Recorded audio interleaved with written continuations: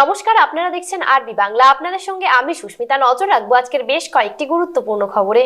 কর্মী সমাজকে এসসি সম্প্রদায়ভুক্ত করার জন্য প্রয়োজনীয় সিআরআই রিপোর্ট জাস্টিফিকেশন কপি রাজ্য সরকার কেন্দ্রকে পাঠায়নি। তাই আমি কথা দিচ্ছি, আমি সাংসদ হলেও কর্মীর এই বঞ্চনার কথা সংসদে তুলে ধরব। খড়গপুর ১ নম্বর ব্লকের খেমাশুলিতে এক পথসভায় এই বক্তব্য রাখতে গিয়ে এমনটাই বলেন বিজেপি প্রার্থী অগ্নিমিত্রা পাল। এদিন ৬৮টি কর্মী পরিবার তৃণমূল ছেড়ে বিজেপিতে যোগ দেয় বলে দাবি করলেন বিজেপি প্রার্থী অগ্নিমিত্রা পাল।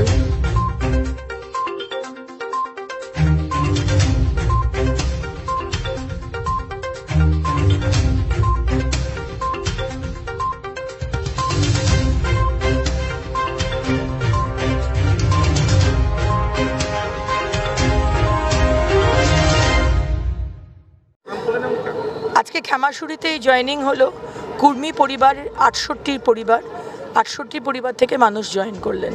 টিএমসি থেকে, সিপিএম থেকে, বিভিন্ন রাজনৈতিক দল তারা আগে করত, কিন্তু আজকে তারা বুঝতে পেরেছেন যে ভারতবর্ষকে যেভাবে ভারতীয় জনতা পার্টি এবং মাননীয় প্রধানমন্ত্রী নরেন্দ্র মোদীজি এগিয়ে নিয়ে যাচ্ছেন, সবকা সাথ সবকা বিকাশ, সবকা বিশ্বাস, সবকা প্রয়াস, বারবার বলা সত্ত্বেও আজকে এই রাজ্য সরকার, মমতা ব্যানার্জির সরকার, তারা সিআরআই যে লেটার, সেই আবেদন অবধি তারা বারবার আন্দোলন করেছে, তারা জেলে গেছে, তারা প্রতিবাদ করেছে, কিন্তু রাজ্য সরকার তাদের সাথ দেয়নি।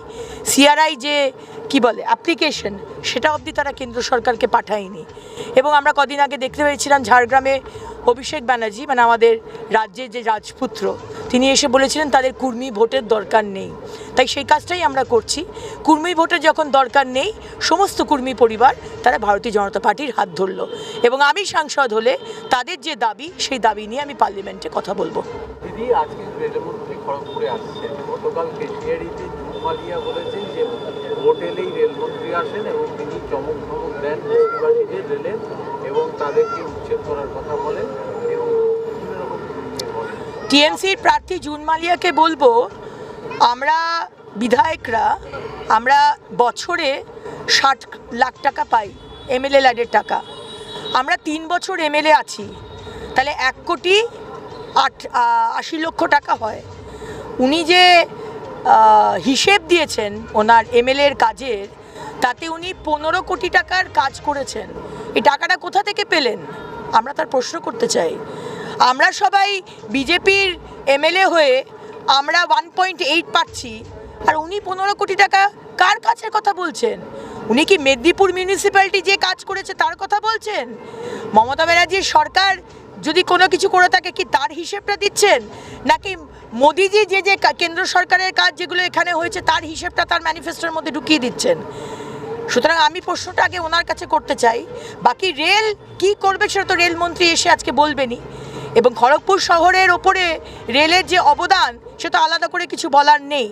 আর যেটা চমক ধমকের কথা উনি বলছেন, চমক ধমক দিচ্ছেন টিএমসির প্রার্থী জুনমালিয়ার যে মাথার ওপর যে পুলিশ কর্তা রয়েছে, ধৃতিমান সরকার, খড়গপুর আইসি থানার যে ওসি রাজীব পাল, কোতোয়ালি থানার কি সিনা মহাপাত্র, এরা হচ্ছে টিএমসির ক্যাডার, যারা মানে ধমকি হুমকি, বাড়ি বাড়ি থেকে ডেকে নিয়ে আসা, তাদেরকে বসিয়ে রাখা এবং বলা যে তোমাদেরকে ইদার বসে যাও, ভারতীয় জনতা পার্টি করা চলবে না, নয়তো টিএমসি জয়েন করো। সব দেখছি আমরাও কোনো হাতে বুড়ো আঙুল চুষছি না। আমরাও জানি কিভাবে ইটের বদলে পাটকেল দিতে হয় না। অগ্নিমিত্রা পালও জানে, আর বিজেপিও জানে। ফের পশ্চিমবঙ্গের রাজ্যপালের বিরুদ্ধে পূর্ব মেদিনীপুরের রামনগরে কুরুচিকর মন্তব্য করলেন রাজ্যের কারাগার মন্ত্রী অখিল গিরি। কাঁথি লোকসভা কেন্দ্রের তৃণমূল কংগ্রেসের প্রার্থী উত্তম বারিকের সমর্থনে সভা করতে গিয়ে রাজ্যের মন্ত্রী অখিল গিরি বলেন, সুন্দরী মহিলার লোভ সামলাতে পারেনি, তাই মহিলার সাথে অসভ্য ব্যবহার করে চলেছে। এতই যদি বড়ুয়ার লোভ লাগে, তাহলে উত্তর ভারতে যা, এখানে কেন এমন করছিস? এসব নরেন্দ্র মোদী দেখতে পারছে না। আগে রাজ্যপালকে সামলান, তারপর সন্দেশখালি নিয়ে বলবেন। সম্প্রতি রাজ্যপাল এক মহিলার সাথে অসভ্য ব্যবহারের অভিযোগ উঠেছে। সেই প্রসঙ্গ বলতে গিয়ে এদিন রাজ্যপাল দেশের প্রধানমন্ত্রীর বিরুদ্ধে মন্তব্য করেন অখিল গিরি। রাজ্যপাল মাথা খারাপ হয়ে গেছে, গরমে টাং মাথা তো, তার মাথাটা গরম হয়ে গেছে রাজ্যপালের। তার অফিসে কাজকর্ম করে সেই মেয়ের হাত ধরে টেনেছে। মেয়েদের দেখতে একটু সুন্দর কাজকর্ম করে, তার লোভ লেগে গেছে। এই বুড়া তোর যদি লোভ লেগে যায়, তুই দক্ষিণ ভারতে চলে যা, সেখানে যা।